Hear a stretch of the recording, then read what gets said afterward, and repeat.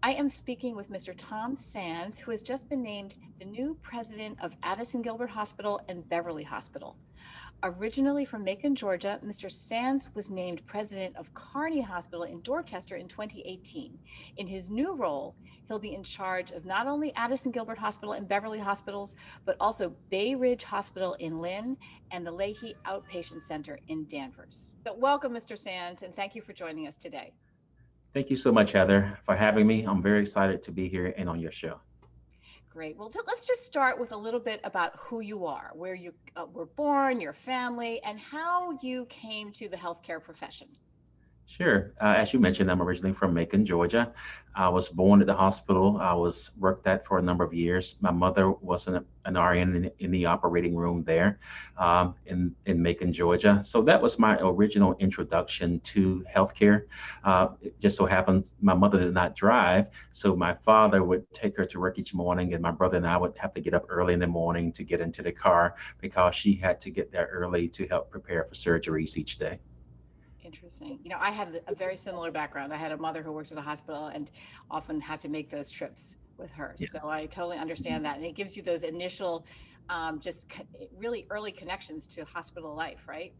Yeah, it did. In terms of it also helped you to establish a work ethic, getting up, going to work, doing good for the community, supporting a family. It just evolved from there. I was a volunteer at the hospital when I was in high school, so continuing to kind of get engaged from there. Went off to Morehouse College in Atlanta, Georgia. Received a degree in biology. Worked at Emory University Hospital in pulmonary care. While working, I also pursued my master's in business and also master's in health administration from Georgia State University. So it's been a journey of preparation, education, role models through my parents, and just preparing myself to pursue my chosen career, which of healthcare management. Wonderful. And I understand you have two children? Yes, I have two young adult boys. My oldest, he finished Tufts School of Dentistry, so he's practicing dentistry in Indianapolis. We're excited for him. And my youngest, he finished undergrad from Howard University in finance, and he works for a technology consulting firm. So he's living the virtual world of working from home. But the good thing for him is he gets to work from any place, and he took Barbados up on their offer to have people come and work from that location. So I'm a little jealous of him because he gets to work from the beach and do his job each day. That is very different from New England. Yeah. Yeah. Yeah, but Well, we're really enjoying our New England lifestyle as well. You know, we have four seasons here, which is something we did not experience in Georgia. So, my wife and I, my wife is Michelle, so we've taken advantage of learning the six states that comprise New England and getting to know the flavor of each. So, we're really enjoying this immensely. wonderful, wonderful. Well, we look forward to getting to know you both better. Tell us about last year, because you were in Dorchester at Kearney Hospital last year, and the big story for anyone in healthcare, it was COVID. How did that go? Uh, it went, when you think about a pandemic, something that you can't specifically prepare for, where we had to kind of lean in as a team to be able to start addressing, prepare, increasing the number of beds we had available, bringing in staff,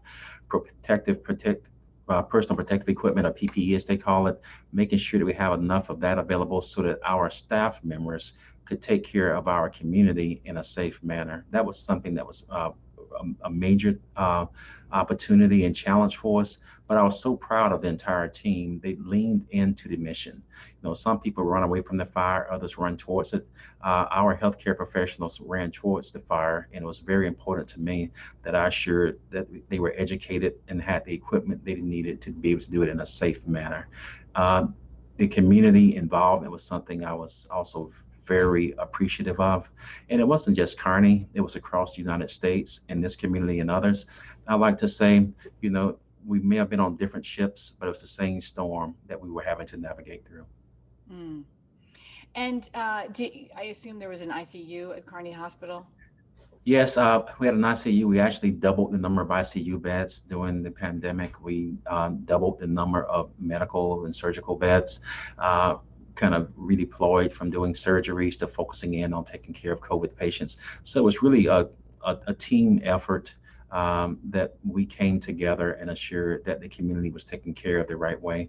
We learned a lot during the pandemic, some things that I think we can move forward with as healthcare industry overall, in terms of learning that we need to be flexible. We need to make sure that we are prepared, continually educating our staff, keeping our fingers on the pulse of what's happening around the world, not just in our local community, because as they say, it is a small world and things can happen across the planet that impact us here locally as well. That is certainly a lesson we have all learned. Right. Yes, So let's talk about your arrival here on the North Shore. Uh, yes, it's a broad range of communities that you will be working with and providing healthcare for, from Lynn to yes. Beverly to Gloucester and Rockport. So, do you want to talk about that? What have you learned about the communities so far? Well, uh, each community is different, and but they all bring something that I've noticed fairly quickly. That desire, that community spirit, and the desire to support their community hospitals. During this pandemic that we've been going through, that community spirit has really shown. Even prior to that, it was very obvious to me as I was going through the interview process for this position, speaking to some of the great community representatives representing Gloucester and the other areas, that caring and that community spirit they had to say, Addison Gilbert, this is our hospital. This is our community hospital. It's something that we all get behind, and we want to make sure that it provides the highest quality and safe care. And we work in together to assure that people have access locally to healthcare when they need it. And that's something I'm committed to being part of the community, being present, and working very hard to assure that the care and services that Gloucester and every community needs within our service areas, we deliver it in the most effective and efficient manner possible, while focusing on patient dignity and respect. Compassion and caring is something that I've always had an affinity towards, and I want to make sure that we continue that great work that our hospitals, Addison Gilbert in particular in this case, continues to provide and deliver to the communities we serve. Mm. So I'm sure you've heard the wonderful stories about Addison Gilbert, how beloved it is in this community. And, all the babies were born here, and so many women worked as nurses in that building for so many years. And I say women because I think in those years it was really just women, but it was really beloved. So what have you learned from in that background?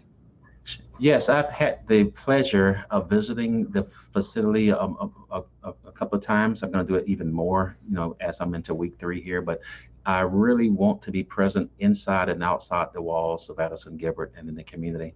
What I've learned just this past Friday, as I was visiting our emergency room there, and had a chance to visit some of the patient floors and really engage with the staff members and patients. And what did I learn from that is, you've got staff members there who are of the community, part of the community, and really have an allegiance and desire to make sure that their friends, their family, all those community members receive the best care possible. And and I could feel it and see it as I was walking through the building. And when I had a chance to visit with some patients, it was interesting. They had that same desire to say, "This is the hospital. This is my hospital. I support my hospital," and really they told me, "I want you to be successful, because if you're successful, that means we're going to be successful as we move our hospital forward to take care of our community members." So what that told me was, I already knew it, but it reinforced that it's an honor and a privilege to serve as the president of Addison Gilbert Beverly and hospitals and all of our facilities and people that we support in each community. And so with that challenge and that charge and that expectation, I'm committed to working very hard, listening to the community. I'm conducting listening sessions inside the hospitals with our medical staff, our employees, and external and internal community thought leaders and users, so I can have a understanding and continue to grow in my appreciation of what is offered and how we work collaboratively together to partner to provide the best care we can to the community. Mm. Well, I have so many questions for you, but you've only been here for 3 weeks. So I think it's probably not fair. What sort of changes may be instituted, um, what programs, what initiatives may be on the chalkboard. Mm. Do you want to address any of those, or do you want to wait till our next interview? Sure. Well, I can address it at a very high level at this point. Mhm. Uh, my perspective, the framework that I will be pursuing is I want to build upon the successes and the lessons learned of the people who preceded me. How can we assure through a community collective we provide the best care possible? For me, the North Star is going to be focused on quality and safety. We have to get that right. First, do no harm. We do a great job of it, and we want to continue to do that. And then it's going to be about patient-centered care. We're in the people business. We've got to make sure that we provide that compassion and care every patient, every encounter, every day. And we also have to support our staff members, the great team members who take care of the patients each day. Recognitions, celebrations, training, engagement, that's going to be very high on my list as we move forward. We want to make sure that from an operations perspective, we have the rigor that's required to ensure that people have access in a timely manner and they can count on us consistently as a high reliability organization to get it done right each time. And I want to focus on, as you mentioned, the service lines. I want to make sure that we offer the services in a way that meets the need of the community. In addition, we want to do it in an efficient way so that our staff members and physicians feel confident that as they lean into the mission, the joy of service continues to be generated in our day-to-day activities. And we want to do it in a manner that makes sense so that we can have a positive bottom line so that we can continue to reinvest back into the community, our people, and our services. On a very high level, that's where we're focusing. Maybe at a future date, we can talk about specific service lines and what we're seeing there as opportunities as we move forward. Mm. Well, I really look forward to doing that. So let's stay in touch. I really thank you for taking the time just to introduce yourself to the community and let us all get to know you a little better. But I look Yes. forward to more conversations. Yeah, thank you so much, and thank you for providing me this opportunity and forum to be able to reach out to the community, say thank you for the warm welcome you provided to me, and once again reassure you that we're focused on making Addison Gilbert the best hospital it can be. Wonderful. Thank you and welcome. Thank you.